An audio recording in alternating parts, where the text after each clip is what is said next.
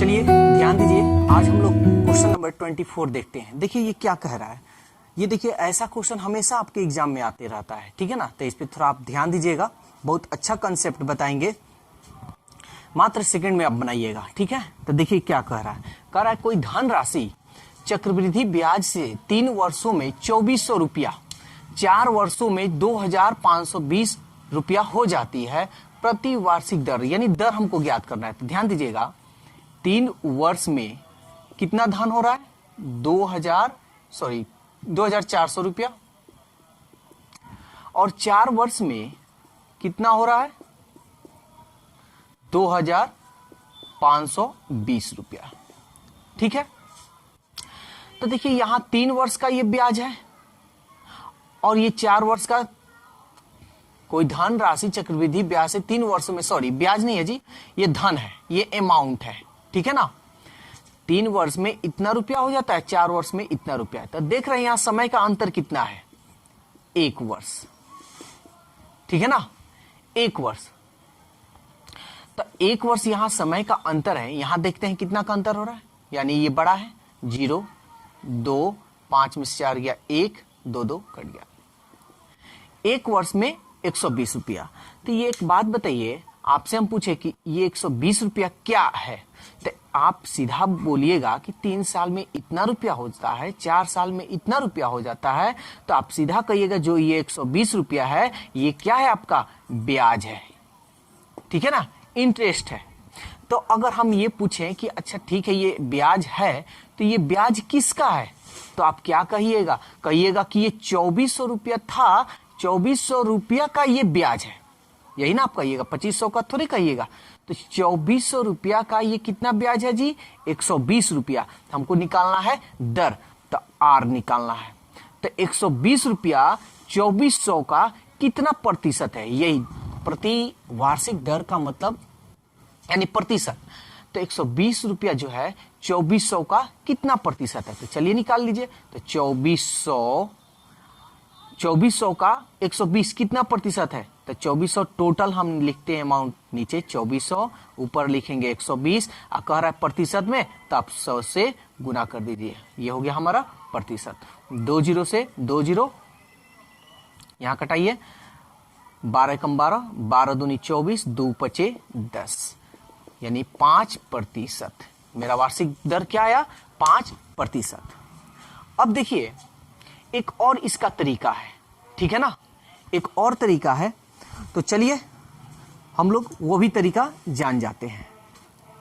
चलिए question number 25 देखिए। देखिए वैसा ही है, देखिए इसका बहुत सारा तरीका है, लेकिन हाँ आप पहले एक तरीका से पहले सीख जाइए, ठीक है। अगले वीडियो में हम आपको जो भी तरीका है वो आपको तरीका हम बता देंगे, ठीक है। क्योंकि देखिए बहुत तरीका का आप सीखिएगा तो फिर प्रॉब्लम ये होगा कि कौन सा तरीका रखे कौन सा नहीं।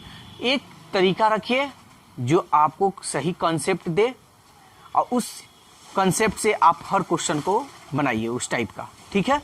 तो चलिए क्वेश्चन नंबर 25 अब हम लोग देखते हैं। देखिए क्या कह रहा है, एक धन राशि चक्रवृद्धि ब्याज से 3 वर्षों में 10,648 रुपया, यानी 3 वर्ष में 10,648 रुपया हो जाता है, तथा 2 वर्षों में 9,680, यानी 2 वर्ष में 9,680 रुपया हो जाती है।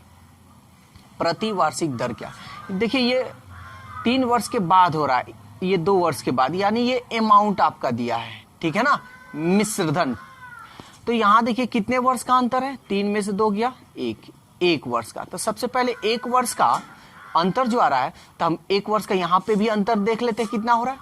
ये हो गया बड़ा, ये है 8, ये इसको देगा, 14 में से 8 गया 6, 5 15 में से 6 गया 9, 9 में से 9 गया 0, यानी कट गया। तो समझिए जो 1 वर्ष का आ रहा है 968 रुपया, ये क्या आया है, यहाँ देखिए 2 वर्ष में इतना रुपया है, 3 वर्ष में इतना रुपया हो रहा है। इसका मतलब ये हुआ कि ये जो पैसा 968 रुपया है, 9,680 रुपया का ये ब्याज आया है। तबे ना इतना बड़ा है। मान लीजिए आप बैंक में जमा इतना रुपया किए हैं, अगले साल इतना हो गया, तो अगले साल इतना हुआ तो कैसे हुआ, इसका ब्याज मिला होगा आपको, तबे ना इतना हुआ। तो ये आपका हो गया ब्याज। अब हमको क्या ज्ञात करना है, तो प्रति वार्षिक ब्याज दर, तो हमको आर ज्ञात करना है। तो आर यानी 968 रुपया मूलधन का कितना प्रतिशत है, यही ना बात हुआ, दर ज्ञात करना। तो मूलधन आपका क्या होगा, यहाँ पे मूलधन आपका ये होगा। क्यों होगा ये मूलधन, हम तो बोल रहे हैं अमाउंट, लेकिन यहाँ मूलधन इसलिए होगा क्योंकि अब बैंक में आपका इतना रुपया जमा हुआ है, इतना रुपया है, तो इतना रुपया का ये ब्याज इतना मिल रहा है, तो इसलिए अभी आपका जो प्रेजेंट में होगा तो ये आपका मूलधन होगा, यानी पी आपका ये होगा। ठीक है ना, तो चलिए निकाल लेते हैं। तो इतना का ये कितना प्रतिशत है, तब टोटल आपका 968 और 968 प्रतिशत में इसको बदलना है, तो 100 में हम क्या करेंगे, 100 से गुना कर देंगे। 0 से 0 कट गया, 968 से 968, यानी कितना आया आपका 10%। ठीक है ना, तो ये आप लोगों का क्वेश्चन हमेशा एग्जाम में ऐसे क्वेश्चन आता है, बैंक हो, रेलवे हो, एसएससी हो, हर एग्जाम में आपका ऐसा क्वेश्चन आते हैं। ठीक है, तो ऐसे क्वेश्चन को आपको ये जो कॉन्सेप्ट दिए हैं सबसे अच्छा और सबसे बेस्ट कॉन्सेप्ट है, एकदम सेकंड में आप बनाइएगा।